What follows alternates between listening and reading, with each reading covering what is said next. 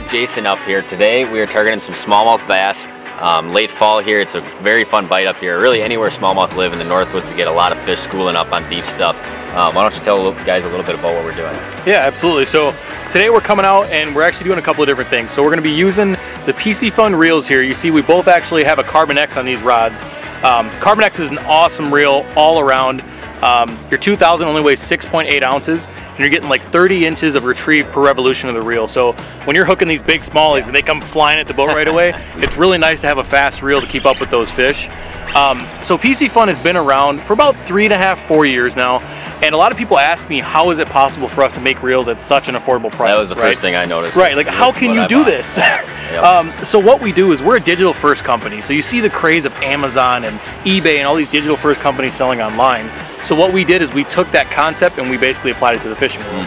And so what we do is we don't go in big box stores. We don't go to Cabela's or Bass Pro or Gander. But what we do is we go to Amazon and our website, and then you guys can go there and we pass those savings directly to you. So you get an amazing reel like the Carbon X, and it's only priced at about $72.99. Yeah, so. And I fish every day, always skeptical of buying something that I think is underpriced or something like that. Yep. And I can say I've been incredibly impressed with everything I've used from you guys, and this one's no exception. Awesome, man. Well, let's go out and let's bang on some smallmouth. Do it. All right.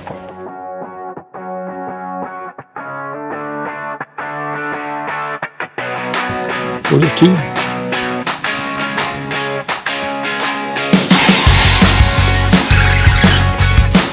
Right by the boat, guys. Right by the boat. Yeah, it was pretty decent.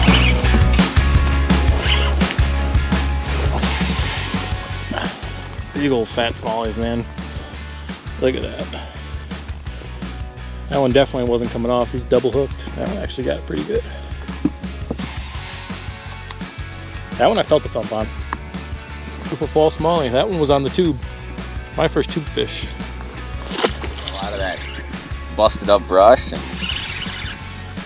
and he picked it up. It was not a small one either. Oh yeah, that's a beautiful fish. That's a nice one. It's crazy that more people don't do this. You come out here in the fall and you can just catch back to back to back 4-pound smallies. Yeah. Unreal. That's another one that looks like it got halfway eaten. Yeah, looks like a muskie took a little swipe at that one. What color are you using there? I don't even know what you call that. Some variation of green pumpkin with some other flake.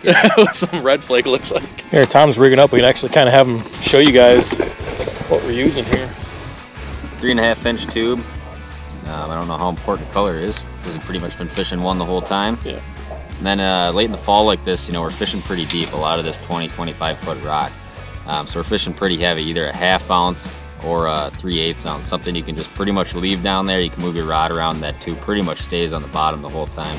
Some days you can crack that tube around and rip it a little bit harder. But basically all we're doing today is just dragging it right over a lot of that rock. And it's been picking up a lot of the fish that the blade baits aren't getting, and the spoons aren't getting. Yeah, pretty absolutely. simple way to fish. Hey guys, so one of the things that I like to try to explain to people is to constantly change. If you're not getting bit, you got to figure out what the fish want. So I've been throwing this blade bait here. You can see it's kind of a gold perch fire tiger. This is actually a 1/4 ounce.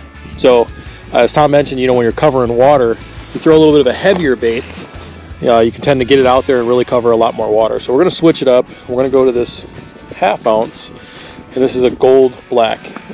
And as I'm giving a tutorial, Tom's just behind me slaying fish. Hooked up. Yeah, it's nasty. There's one, guys. There's one. Dude, that was dead stick for so long.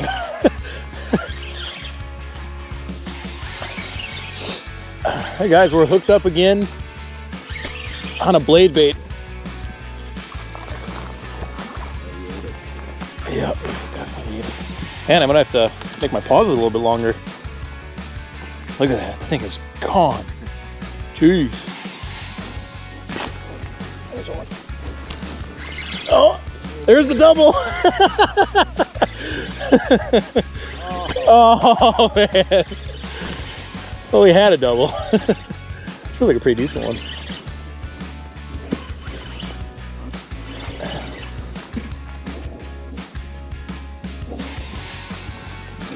Yeah. Beautiful smallie. There's definitely what we're looking for. Big, beautiful smallie. Look at that. The tube's gone. Awesome. Look at that, guys. Beautiful golden color. Nice and fat. Chomping on that tube. All right, let's talk about baits real quick here. So the presentations are really pretty simple late in the fall. There's kind of one or two ways to look at it. One would be like a reaction bite, something where you're snapping the rod trying to get that fish to jump on something. Some of the best baits for doing that, one is a spoon, a 3/8 or ½ ounce Castmaster. You can even go up to an ounce if you're fishing like really aggressively. Gold's is pretty much a tough color to beat anywhere. Very simple, you cast it out there, you let it hit bottom, you rip it up, wait for it to fall back bottom. Either those fish trap at the bottom or they smash it real hard on the way down. That bait pretty much catches fish everywhere. It excels in clear water for sure. You can make a really long cast really far, and catch a bunch of fish that way. The other reaction bait that I like using if I'm doing more of a vertical presentation, or you can cast them a short distance, is this Acme Hyper Rattle, the bigger size here. I've been using these for walleyes, everything eats these things. Sinks extremely fast. You rip it and it darts around those fish, either hit it on the way down or most of the time they trap that bait to bottom. Very effective bait for walleyes and smallmouth all fall long. The other style, if you're going a little bit more subtle, you know, like today these fish kind of want something more dragging along the bottom. A tube's obviously incredibly tough to beat, so I'm rigging that up on a heavy head. That's a ½ ounce head there, 3.5 inch tube. Any variation of green pumpkin's pretty much going to catch fish, and I'm basically just dragging it along the bottom. Right, if I hit a rock, I'll pop up over the rock and just let that bait drag and kind of come in contact with a lot of that bottom and catch a whole bunch of fish that way. And the other one, if we are fishing a little bit shallower, or if I'm fishing a bigger flat, a lot of times I'll throw a swim bait on a heavy ounce head and just kind of have that thing skipping along the bottom, just ticking the tops of the rocks. Another very effective way to fish that covers a lot of water and is a little bit less aggressive than like a spoon or something like that. So very simple presentations just to get out here in the fall, pretty much no matter what lake you live on, and catch a whole bunch of schooled up smallmouth bass. Spot number 2. And this one seems substantial as well. I don't know what's going on here. I can hardly move this fish. It's got to be wrapped up in line or something. Oh my gosh, dude, it's a huge muskie. Huge muskie. Oh my god. I don't think the net's even gonna do it. On a tube. I'll hand land him, just film it. Alright guys, so we're up here in Hayward, and Tom gets his bite and he's like, oh man, dude, big smallie. It had to have eaten the smallmouth. Oh my god. I don't know, it felt just like a bass bite. So he is hooked up to with a giant muskie right now. Okay, yeah, it ate the smallmouth. It ate the smallmouth. Oh my gosh. I'm gonna try to feed it to him. Oh my gosh, dude, unreal. This is a big fish, hooked up with a giant muskie, just ate Tom's smallie. This could be a 50-inch caliber fish. Oh my gosh. He's big. I was like, no way did he eat that tube. It felt just like a bass bite. Yeah, just a little thumb. Yeah, I've never actually landed one on a smallmouth. One of the biggest muskies I ever saw up here ate about a 4-pound smallmouth. Wow. That we were reeling in. I just don't know if we'll hold on. We just let go. Oh my god, dude, that muskie had to be huge. Guys, that is a freaking 4-pound smallmouth. And that muskie had that thing chomped. I almost don't even want to pull him out of the water. Dude, you should just drop him back in. Look at that, guys. That is probably yeah. I mean, that's probably what, a 19-inch fish? Yeah, that's a 19, dude, that is a 19-inch smallmouth, and that muskie had a hold of him. That's crazy. Dude, that muskie was huge. That was a big fish. Well, that was the double shot. Yeah, we almost had the double. It's a pretty good one. Oh yeah. Beautiful smallie. That right there is definitely what we're looking for. Awesome.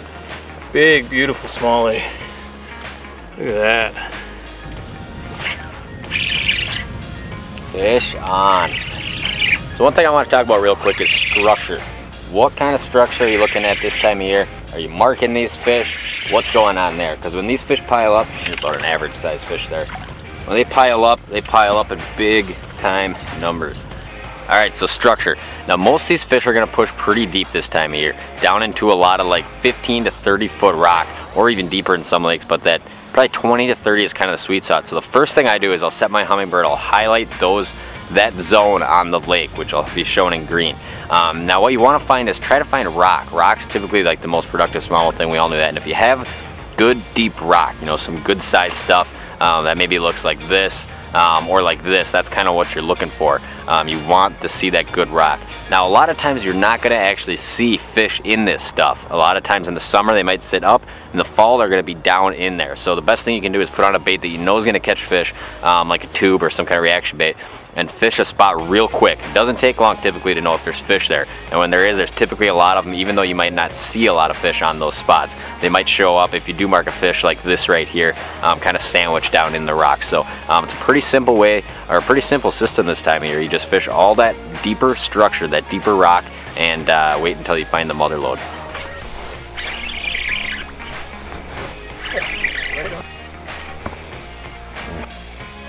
Another feisty one. Man, they just pull. Crazy. It's a nice fish. Yeah. We'll take those.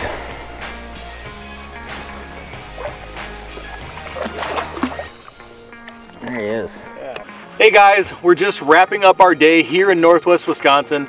Piscifun went out today with Tom Boley. Thank you, first of all, Tom, for having us out today. Yeah, it was an incredible day. We caught tons of smallmouth just like this one.